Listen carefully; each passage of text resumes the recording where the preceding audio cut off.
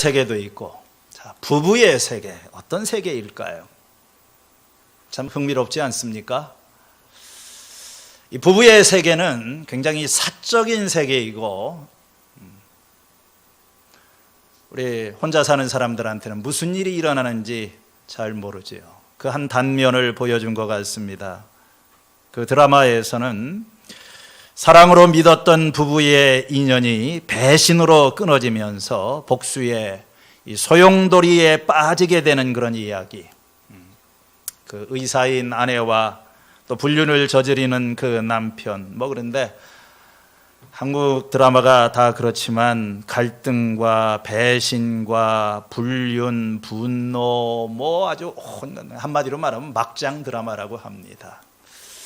자칫 이 부부의 세계를 모르는 사람들한테 부부의 삶은, 부부의 세계는 다 저런가 보다 하는 그런 잘못된 인상을 심어줄 수도 있을 것 같습니다.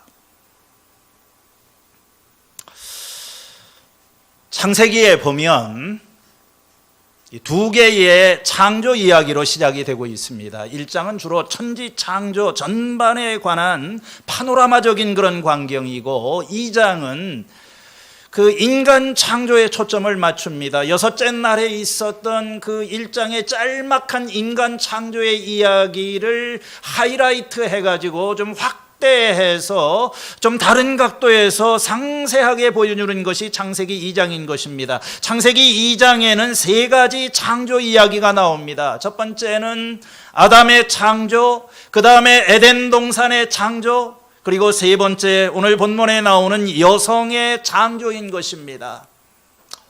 오늘 이 여성의 창조에 관한 이야기를 다루고 있는 이 18절에서부터 25절까지가 이 창세기 2장에 나오는 이야기의 클라이막스라고 이야기를 할 수가 있어요. 어떻게 보면 이 많은 창조의 이야기 가운데 특별히 그 인간 창조 중에서도 그것이 여자의 창조라고 하는 절정을 향해서 나아갑니다. 그걸 어떻게 알 수 있습니까? 남자 창조에 대해서는 7절인가요? 거기에 보면 한 두어 절 간단하게 묘사를 합니다. 그러나 여자의 창조에 관한 것은 오늘 18절에서 25절까지 길게 묘사가 되고 있어요. 하나님께서 이 만드신 인간을 생각하게 될 때 그 인간에 대해서 신비로운 것 중에 하나가 인간이 남자와 여자로 만들어졌다는 것입니다. 부부의 세계를 하나님께서 만드셨어요. 그래서 저는 오늘 이 말씀을 통해서 이 망가진 부부의 세계, 정말 이 막장 드라마처럼 치닫는 이런 세상의 부부의 세계가 아니라 하나님께서 원래 의도하셨던 이 오리지널한 디자인, 하나님께서 가정을 만드시고 세상을 만드실 때 의도하셨던 그 첫 번째 이 부부의 세계가 어떤 것인가, 오늘 그 말씀에 좀 초점을 맞추려고 합니다. 먼저 이런 하나님께서 여자와 남자라고 하는 부부의 세계를 창조하시는 배경에 대해서 살펴보고자 합니다. 18절에 오늘 말씀에 보면은 남자가 혼자 있는 것이 좋지 못하니, 하나님께서 그렇게 말씀하시는 것으로 시작이 되고 있습니다. 좋지 않다. 영어로는 not good, it's not good, 그런 말입니다. 그런데 이 좋다라고 하는 그런 말이 여러분 창세기 1장에 보면 계속해서 반복이 되고 있습니다. 하나님은 세상을 아름답게 만드셨어요. 첫째 날 창조하신 다음에 보시기에 좋았다. 둘째 날에도 보시기에 좋았다. 셋째 날, 여섯째 날까지 사람을 만드시고는 보시기에 매우 좋았다. 이것이 어떤 천지 창조에 대한 하나님의 총평인 것입니다. 보시기에 좋았다. 굿, 좋다. 참 아름답구나. 이렇게 완벽하게 보이는 하나님의 천지 창조 이야기에 오늘 본문에 가게 되면 갑자기 좋지 않다. 히브리 말로는 토브라고 하는 말에 로토브, 좋지 않다 하는 그런 말이 나오는 것입니다. 이 하나님의 동산에, 완벽한 동산에 선하지 않은 어떤 것을 발견하시게 되는 것입니다. 여러분, 이 아담은 에덴에서 모든 것을 소유하고 있습니다. 아름다운 자연과 풍부한 음식과 그리고 개인 수영장까지. 그렇잖아요.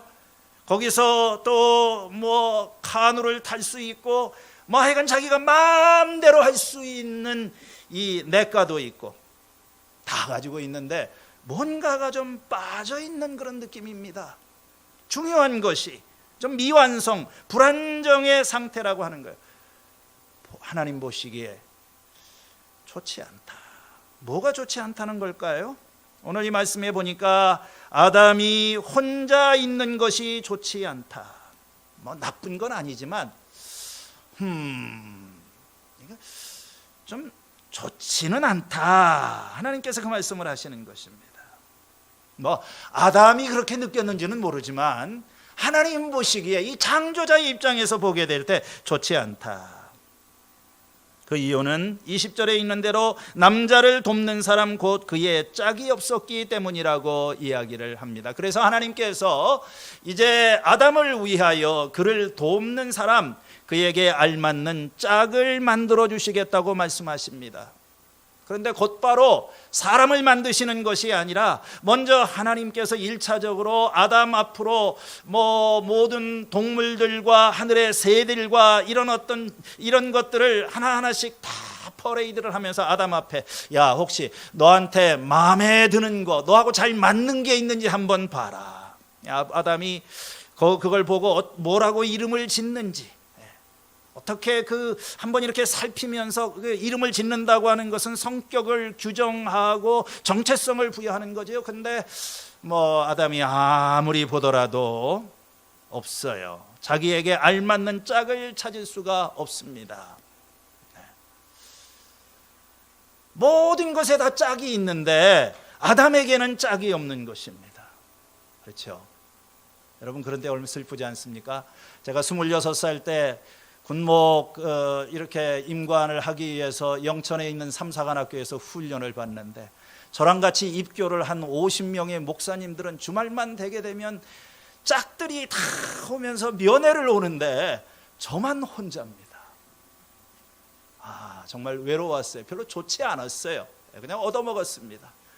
그러고 나서 5년 동안을 제가 그렇게 짝이 없이 5년인가요? 8년인가요? 하여간 그렇게 지내야 됐습니다.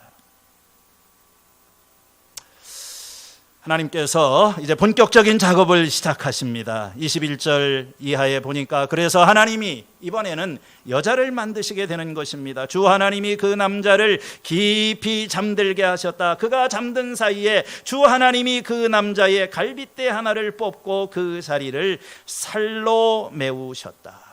자, 여러분, 하나님께서 이 여자를 만드시는 방법이 조금 독특하지요. 아담을 만드시게 될 때는, 다른 피조물들을 만드시게 될 때는 하나님께서 흙으로 만드셨다고 이야기를 했습니다. 그런데 이번에는 하나님께서 아담을 하와를 만드시게 될 때는 아담을 잠들게 하시고, 그리고 아담의 그 옆구리에서 갈빗대 하나를 취해 가지고 그걸 가지고 만들었다는 거예요. 이 여자를 남자의 갈빗대로 만들었다는 의미가 뭘까요? 뭐 여러 가지 다양한 추측들이 있습니다. 이제 이 허리에서 정말 여자는 아주 특별한 재료로 만들어졌다. 어제 오늘 목사님 설교하시는 걸 얘기를 들어보니까 여자는 우선 아주 하나님께서 특별, 남자는 진흙으로 만들지 않았습니까? 근데 여자는 그 뼈로 만들었어요. 여러분, 이 도자기도 흙으로 만든 게 있고 거기에 이 무슨 뼈지요? 본 차이나 이런 건 말입니다. 떨어져도 잘 부서지지도 않는데요. 아주 고급 재료를 사용하고, 그것도 뭐 밑에서도 아니고 위에서도 아니고 딱 옆에다가 동등하게만, 뭐 여러 가지 많은 추측을 하는데 그건 제가 잘 모르겠고요. 어쨌든 이 흙으로 만들 수도 있지만 뭐 흙이야 다 짐승도 흙으로 만들고 그렇잖아요. 약간 가치가 떨어질 수 있습니다. 정확하게 아담의 옆구리에서 아담의 뼈를 딱 해가지고 똑같은 재료를 만들었다는 거예요. 아담과 똑같은 재료로 정확하게 하나님께서 하와를 만드셨다고 하는 것입니다. 잠들게 하시고 마취시켰는지, 꼭 우리가 외과 수술하는 것이 하나님께서 외과 의사처럼 이렇게 잘라가지고 뼈를 뭐 이렇게 여러분 그림을 그려보시는데 뭐 너무 이렇게 문자적으로 해석할 수 있는지는 잘 모르겠습니다. 그렇지만 아담이 또 그 수술 광경을 보고 있으면 또 놀래 있지 않겠습니까? 하나님께서 서프라이즈를 하신 것 같아요. 다 만들고 난 다음에 깨어난 아담한테 쫙 그 하와를 데리고 이렇게 오는 겁니다. 마치 결혼식 하게 될 때 신부의 아버지가 신부의 손을 잡고 신랑한테 이렇게 인계를 해주는 것처럼. 이게 무슨 말일까요? 우리가 이 창세기를 보면서 인간이 뭔가, 사람이란 무엇인가에 대한 질문을 던지게 될 때 흙으로 만들어졌고 우리는 창조 세계를 돌보는 자로 지음을 받았고 그리고 하나님을 대신해서 이 모든 것을 통치하는 그런 자다, 그런 이야기를 우리가 다 살펴봤습니다. 그런데 오늘 이 창세기 2장의 마지막 부분에서 기억하게 되는 것은 인간은 관계적인 존재라는 것입니다. 사회적인 그런 어떤 존재다. 삼위일체 하나님께서 관계 속에 계시는 것입니다. 성부 하나님, 성령 하나님, 그리고 성령 하나님, 서로 이렇게 다른 위격의 하나님이 한 교제 안에 거하시게 되는 것처럼 우리 인간이 하나님의 형상대로 만들어졌다 하는 그런 말 속에는 이 하나님의 형상이 되는 것은 교제와 공동체를 이렇게 포함하고 있다고 말을 할 수가 있는 것입니다. 하나님께서 인간을 보시고 좋지 않다, 좋지 않아요. 괜찮기는 하지만 아직 완전하지는 않아요. 이게 좋지 않다고 하는 그 말의 의미는 인간이 아직 홀로 있는 인간은 뭔가 부족하다는 겁니다. 인간이 홀로 있는 것이 좋지 못하다. 혼자 있는 인간은 불완전한 그런 존재입니다. 가장 완전한 인간은 관계 속에 있는 거예요. 같이 있는, 공동체 속에 있는 그런 존재라. 인간은 함께하지 않는 인간은 온전한 인간이 아니다. 우리가 인간으로서 제대로 살아가려고 하게 될 때 여러분, 혼자 할 수 없는 것이 두 가지가 있죠. 하나는 결혼이고 다른 하나는 신앙생활이라고 그랬습니다. 요즘 사회적 거리두기를 하면서 특별히 함께 모이는 것이 점점 어려워지고 상황이 그렇게 돼갑니다. 우리 교회는 어떻게 해서든지 모이려고 아담과 하와가 함께 하는 것처럼 우리로 하여금 이런 믿음의 공동체 안에 함께 모이려고 하는데 그것도 자꾸 제한을 받고 있어요.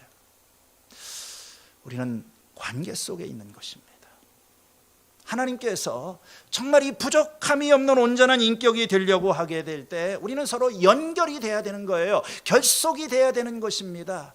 한 사람에게서 하나님께서 심어주신 이 어떤 하나님의 거룩한 영이 성령으로 말미암아 다른 사람에게로 흘러가게 될 때, 그리고 그 사람 속에 있는 어떤 선하고 아름다운 것과 우리 속에 있는 이 성령의 거룩한 것이 서로 만나게 되게 될 때 거기에서부터 생명이 일어나고 회복이 일어나는 것이, 이것이 성경적인 원리예요. 자꾸 혼자 있으려고 하지 마세요. 혼자 있는 게 별로 좋지 않습니다.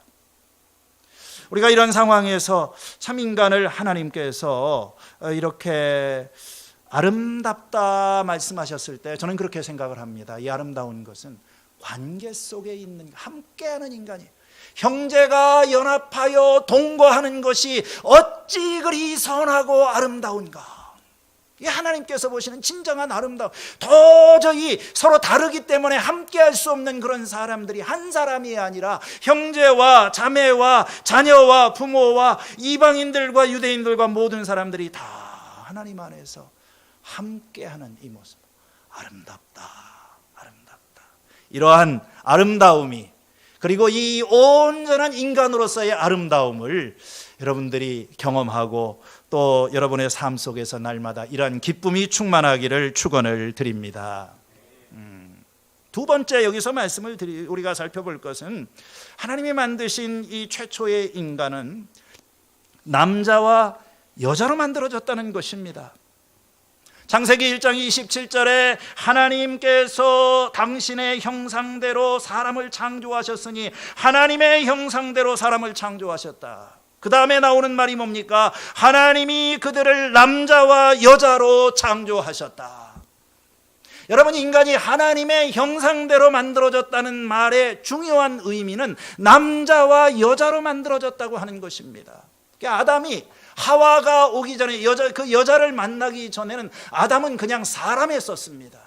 다시 말하면 남자와 여자라고 하는 그런 구분이 없었고, 요즘 말로 하면 성 정체성이 없었던 거예요. 자신을 남자로서 생각하지 않고 그냥 사람으로 생각을 했습니다. 그러나 이제 하와가 생겨나면서 남성과 여성이라고 하는 서로 간의 어떤 구별된 독특한 두 존재가 하나가 되게 되는 그런 어떤 이 인간성을 경험하게 되는 것입니다. 여러분, 남성과 여성이라고 하는 것은 우리가 인간이 된다고 하는 것에 따라오는 굉장히 필수적인 요소이면서도 핵심적인 그런 사항인 거예요. 하나님께서 사람을 한 덩어리로 지으셨다가 조금씩 아메바가 분할이 돼가면서 이게 남자가 되고 여자가 되고 그래요. 진화론이라고 하는 것이 여러 가지 많은, 전 이런 기적도 없는 것 같습니다. 어떻게 이 진화라고 하는 것이 남성과 여성이라고 하는 그런 정확한 패턴을 따라가지고 왜 이 세상에는 그러면은 이것이 성이 남성만 있고 여성만 있는 것인가? 다른 성은 없는 것인가? 제3의 성이 없는 것인가? 이런 데 대한 많은 질문을 할 수가 있어요. 오늘 우리 문화에서 정말 이렇게 혼란스러운 큰 문제 중에 하나가 성 정체성에 관한 그런 것입니다. 이게 무슨 말입니까? 자기가 남자인지 여자인지에 대해서 혼란을 느끼고 있다는 거예요. 분명히 남자의 몸을 가지고 남자처럼 살고 있지만 그러나 그 속에서는 여자처럼 행동을 하고 자신을 여자라고 생각하는 사람들이 있어요. 또 여자들은 외모로는 여자이지만 남자처럼 행동을 하는 그런 경우가 있습니다. 자, 우리는 이런 문제가 옛날에는 질문이 안 됐었는데 오늘날에 여러 가지 동성애 문제라든지 정말 이게 세상에 남성 여성만 있는 것인가? 여러분, 동성애를 하는 사람들은 뭡니까?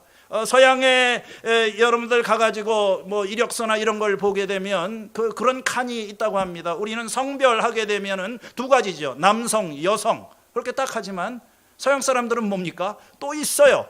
양성, 무성. 우리가 인간이 태어나게 될 때 아주 드물게 아기가 남자의 성기와 여자의 생기를 두 개를 가지고 태어나는 경우도 있다고 합니다. 예외적으로 저는 있을 수 있는 일이라고 합니다. 이 성이라고 하는 것이 태어날 때 결정이 되는 것인가? 아니면 내가 자라나면서 선택과 변경이 가능한 것인가? 꼭 우리는 남자여야 되고 꼭 우리는 여자여야만 되는 것인가? 우리는 제3의 성으로 내 성을 내가 이렇게 속에서 느끼기에 내가 남자라고 안 느끼면 내가 성 전환을 하고 이게 될 수 있는 것인가? 이런 성 정체성에 대해서 혼란을 우리가 겪고 있는 그런 시대인 것입니다. 그리고 이 성이라고 하는 문제가 남성과 여성의 역할과 관련해서 그동안 많은 어려움이 있었어요. 여러분, 이 20세기를 우리가 지나면서 여러 가지 많은 혁명적인 변화들이 있었지만 그 중에 가장 큰 변화가 여권 운동입니다. 우리가 소위 말해서 페미니즘이라고 하는 것, 여성의 권리 주장. 저는 이렇게 생각할 때마다 내가 이 20세기, 21세기를 살아간다는 게 얼마나 감사한지 모르겠어요. 특별히 우리 자매님들도 그래요. 여러분, 100년 전만 하더라도 여성의 지위라고 하는 것은 그것이 동양이나 서양이나 말할 수 없는 그런 권리가 없는 존재입니다. 투표의 권리도 없고 어떤 인격적인, 어제 신문을 보니까 영국에서는 1800 몇 년경에 와이프를 갖다가 이렇게 시장에 나가서 파는 습관이 있었대요. 실제로. 그렇게 해서 얼마에, 그래서 그 당시에 이 부인들을 자기 소유로 생각을 하고 물론 20세기에 들어서도 이런 것들이 하루아침에 없어지지 않았어요. 여성에게는 아직도 많은 차벽이 있고 제약이 있죠. 뭐 똑같은 실력을 가지고 있고 똑같은 조건을 가지고 있어도 여자들한테는 직장에 취직할 수 있는 기회, 또 여러 가지 임금의 격차나 그런 보이지 않는 유리벽이 존재한다고 합니다. 이런 데 대한 그런 반발로 우리가 여성의 권리를 찾고자 하는 그런 페미니즘, 지금은 세상이 많이 좋아진 것 같아요. 옛날에 저희들 저희 집 아버님만 하더라도 전통적인 가부장적인 남성 우월적인 그런 사고방식을 가지신 분 아닙니까? 그래서 딸을 낳고 둘째도 딸을 낳고 아무 말씀을 안 하시다가 미국에서 아버지 이번에는 아들입니다 그랬더니 만세 하고 이렇게 부르신 우리 아버지. 여러분, 지금이야 딸들이 얼마나 좋습니까? 딸들 앞에 그냥 뭐 남자들보다 이 딸이 좋은 그런 세상이지만, 지금 뭐 오늘 참 이런 얘기가 제가 밤을 새서 이 얘기를 하더라도 근데 이걸 얘기할 수 없지만 전통적으로 우리에게는 심지어는 교회 안에서조차도 남자가 여자보다 우월한 존재다 하는 이런 보이지 않는 그런 어떤 잠재의식이 우리에게 있는 거예요. 그 이유는 남자는 여자의 머리다, 성경에 이렇게 나와 있다고 합니다. 여자는 교회에서 잠잠하라 하는 말도 있다고 합니다. 남자가 죄를 먼저 지은 것이 아니라 하와가 먼저 죄를 지었다. 남자가 여자보다 먼저 창조되었다. 여자는 남자의 갈비뼈로 만들어졌다. 여자는 남자를 돕는 자로 만들어졌다. 근데 이런 어떤 성경 해석에 관한 문제가 이게 성경 자체의 어떤 그런 것이라고 하기보다는 우리들의 이 가부장적인 타락한 문화, 어떤 유교적인 문화, 이런 것에 의해서 오늘날 교회 안에도, 교회를 다니면서도 이 남성은 무엇이고 여성은 무엇이고 이런 거에 대해서 서로 혼란을 겪고 있는 거예요. 여자들은 교회에서 잠잠하라. 성경은 무엇이라고 말을 합니까? 남자와 여자는 전적으로 평등하게 만들어졌다고 하는 것입니다. 창세기 1장 27절에 하나님께서 남자와 여자로 만드시고 그리고 그에게 복을 주셨습니다. 생육하고 번성하고 땅에 충만하고 모든 것을 다스리도록 하라. 남자에게만 한 말이 아닙니다. 남자와 여자를 만드시고 똑같은 권위를 주신 것입니다. 똑같이 축복하시고 똑같이 세상을 다스릴 수 있는 그런 책임과 그런 권한을 주신 것입니다. 거기 보면은 남자는 세상을 다스릴 수 있지만 여자를 다스려라, 그런 말은 나오지가 않습니다. 오늘 우리가 읽은 말씀에도 보니까 이 여자는, 하나님께서 여자를 만드신 것은 남자를 돕는 배필, 옛날 성경에는 그렇게 되어 있죠. 오늘 이 말씀에는 돕는 사람, 그에게 알맞은 짝을 만들어 주겠다. 이게 좀 번역이 어렵기 때문에 이걸 갖다 여러 가지로 번역을 하는데, 알맞는 짝이라고 하는 것은 뭐냐면 동등한 그런 존재라고 하는 거예요. 같은 레벨에서 우리가 성별은 다르지만 이 동등하게 똑같은 그런 존재로서 돕는 역할을 한다. 이 돕는다는 말도 어떤 분들은 생각하기에 돕는다고 하는 것은 뭔가 조금 밑에 있는 사람, 좀 종속적인. 여러분들은 돕는 사람이 되기를 원합니까? 주도하는 사람이 되기를 원합니까? 꼭 무슨 여자가 돕는 역할을 한다고 하니까 조수 역할을 이렇게 생각을 할 수 있는데 그런 말이 아닙니다. 성경에 이 에제르라고 하는, 돕는다고 하는 말이 성경에서 주어로, 하나님이 그 주어로 등장할 때, 하나님이 우리 인간을 도와준다 할 때 그 말이 가장 많이 등장을 하는 거예요. 그러니까 이 돕는다고 하는 것은 오히려 도움을 받는 사람보다 더 능력이 있고 뛰어나고 우월적인 그런 것이 있어야지만 가능하겠죠. 실제로 저는 여자들이 남자보다 훨씬 뛰어나다고 생각을 합니다. 여자가 남자보다 강해요. 남자들은 막 힘만 있고 그러다가 좀 힘들면 나가 떨어져 버리게 되지만 여자들은 아주 때로는 괴력을 발휘할 때가 있습니다. 보세요. 아이를 낳을 때 해산의 고통을 참고 견디는 그런 여자에게는 힘이 있어요.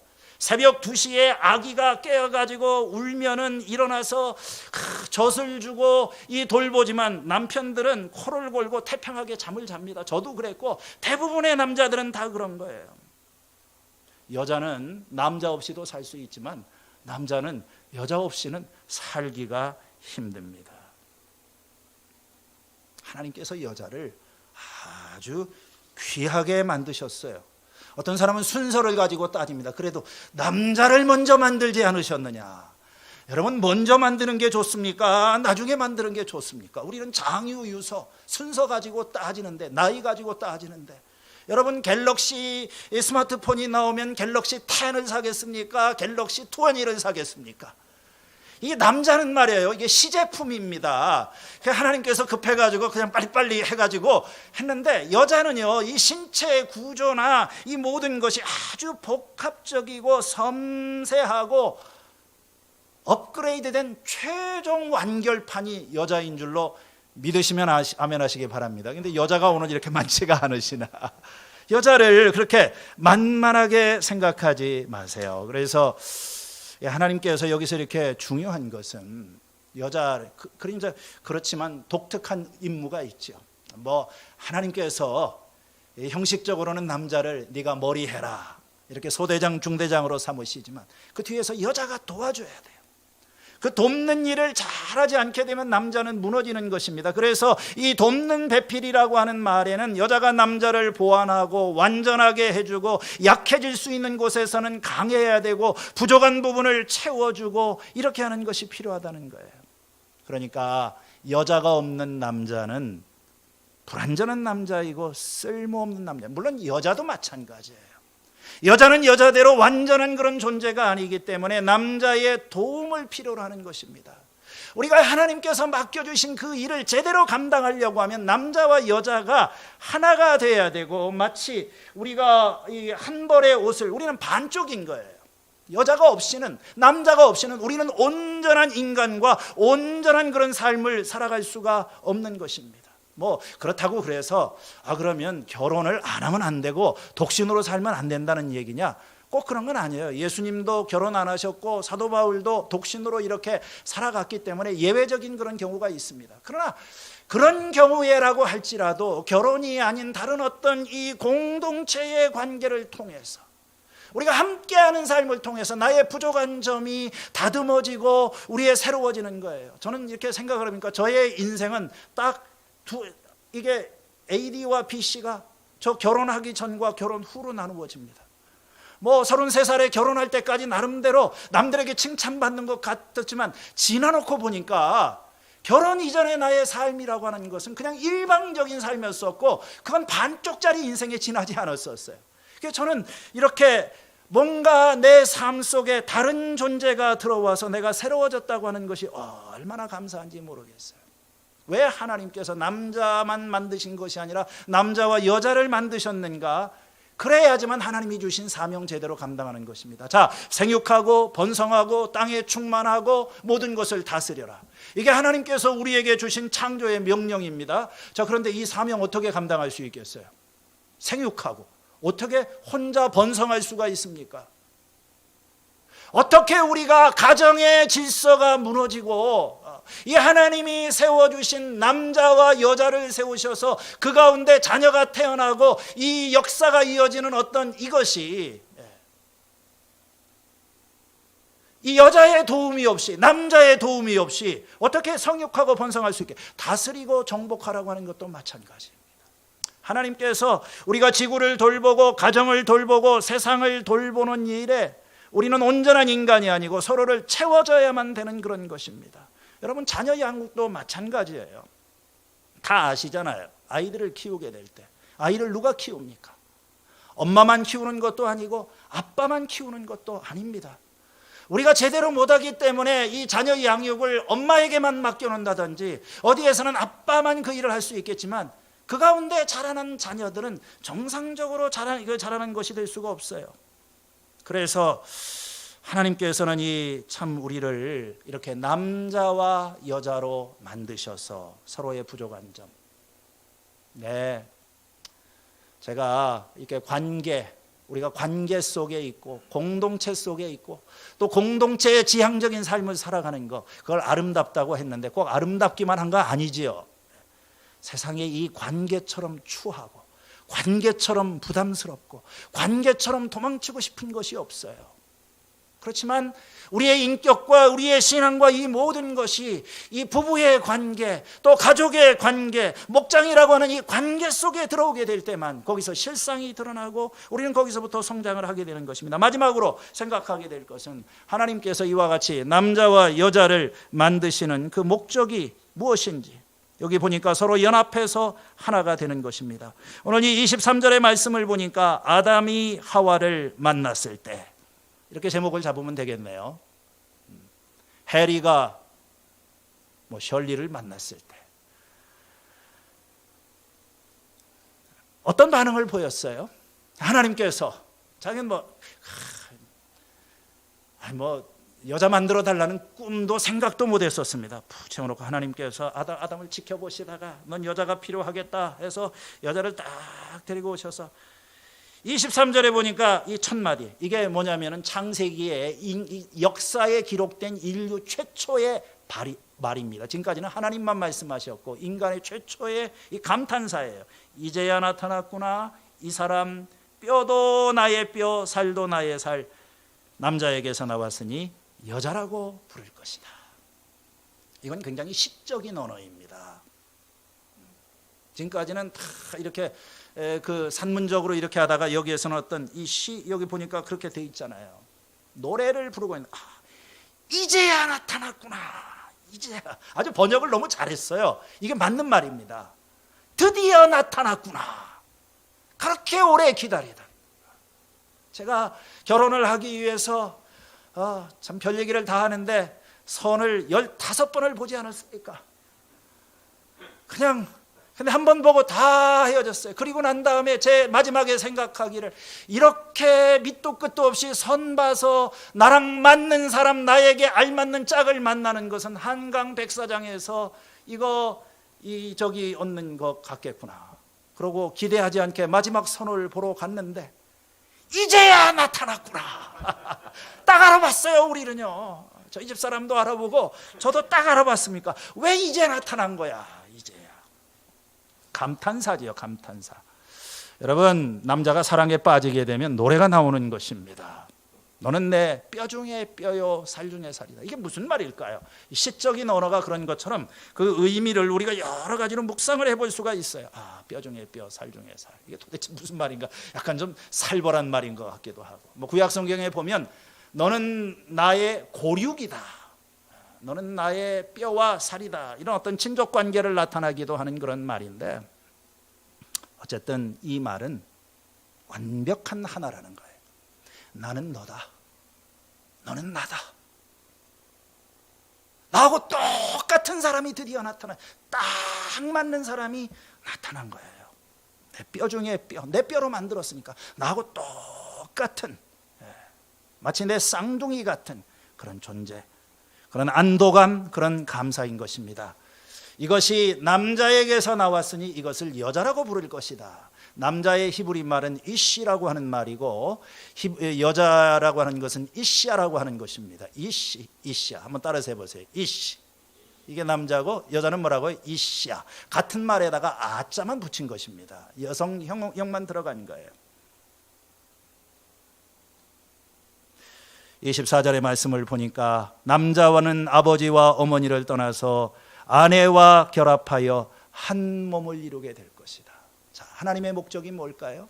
우리 인간이라고 하는 것은 그 자체로서는 온전한 인간이 아니라서 하나님께서 이렇게 남성과 여성 서로 구별된 존재로 만드셨지만, 온전한 인간이라고 하는 것은 뭡니까? 이렇게 서로 다른 사람들이, 배경도 다르고 성격도 다르고 또 이 이상도 다른 사람들이 모여서 서로 간에 하나 되는 법을 배워가고 한 몸이 되어가는 그런 과정, 그것을 하나님께서는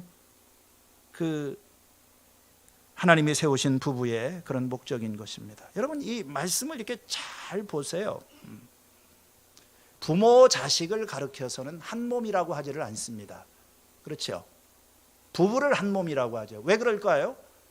자식은요, 물론 어렸을 때는 부모 밑에 있지만 그건 떠납니다.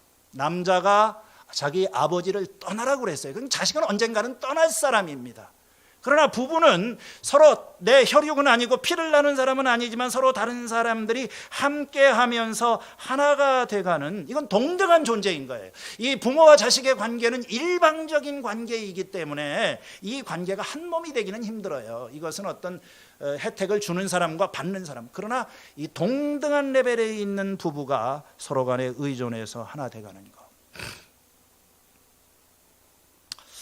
가정의 중심은, 여러분 제가 이렇게 말씀드리지만 가정의 중심은 부부입니다. 가정에는 자녀도 있고 부모님도 계시고 그렇겠지만 가정이 제대로 서려면 부부가 서야 돼요. 오늘 가정은 부부의 관계는 깨져 있고 부부는 한 몸이 되지를 못하고, 그러니까 모든 가정이 자녀를 중심, 언젠가는 떠나갈, 이런 가정은 굉장히 비극적인 과정입니다.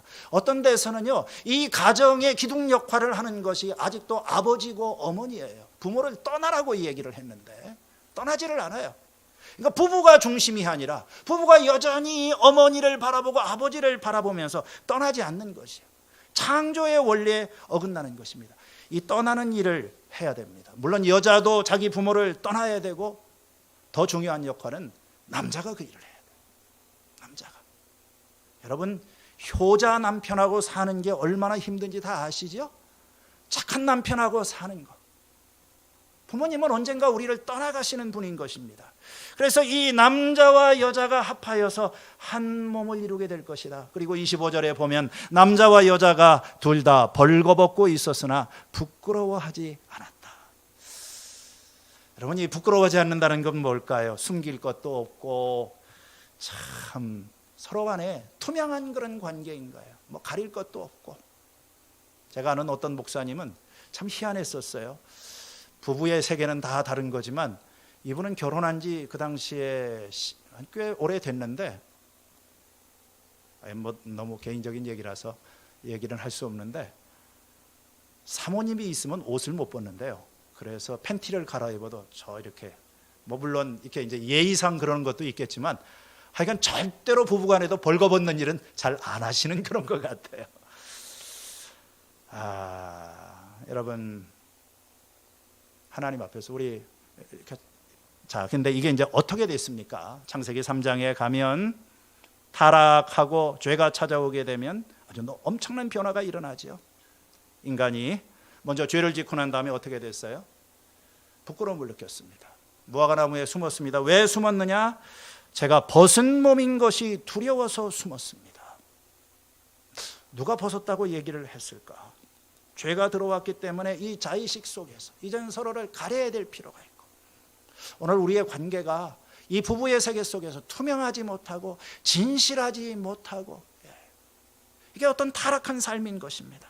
그 다음에 어떤 일이 일어나게 됩니까? 서로 책임을 전가하게 되죠. 누가 너한테 그걸 일러주었느냐? 하나님께서 저와 살라고 짝지어 주신 저 여자, 그 여자가 저에게 나무 열매를 주어가지고 제가 그걸 먹었습니다.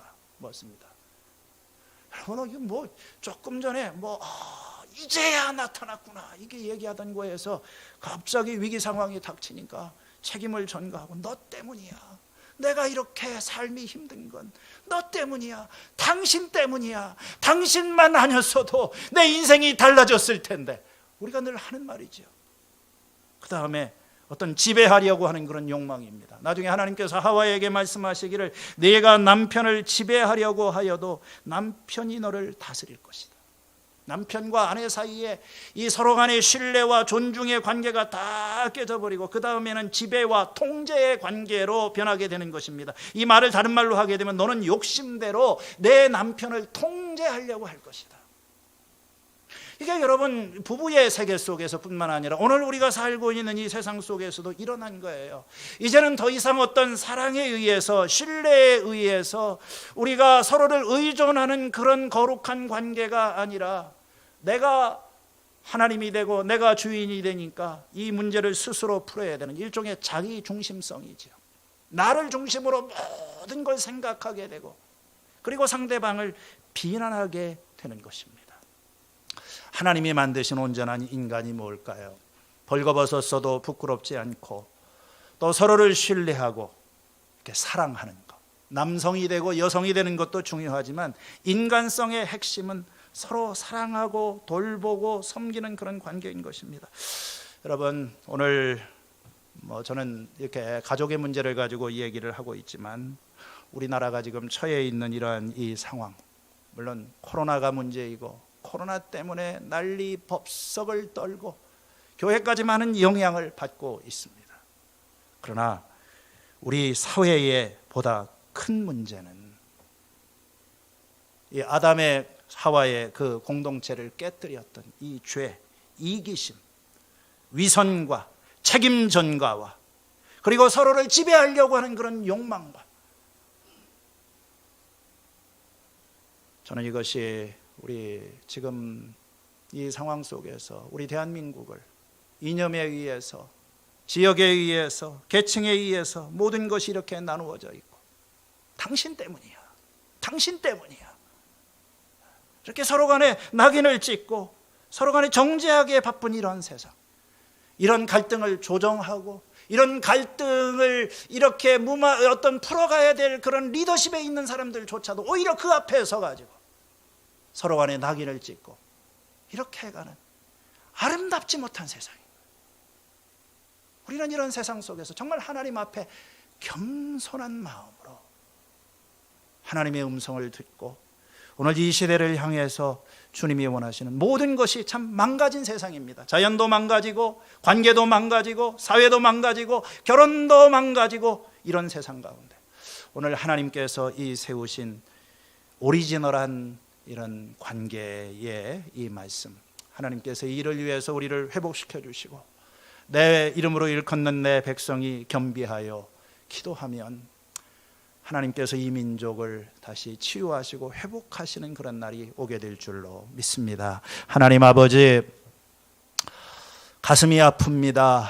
이렇게 모든 것이 의료체계도 망가져가고 우리의 윤리와 책임의식도 망가져가고 아버지 하나님, 가장 친밀하고 가까워야 될 우리의 가족 관계도 망가져가면서 무엇이 우리로 하여금 이 아름다운 것으로 하여금 추한 것이 되게 하였는지 오늘 하나님 앞에서 하나님의 백성들이 기도하며 하나님의 은혜를 구하며 회개하고 주님의 도우심을 구하게 될 때 하나님께서 이 병든 세상을 치유하시고 이 땅을 새롭게 하시는 그 새날을 보게 하여 주시옵소서. 예수님의 이름으로 기도했습니다.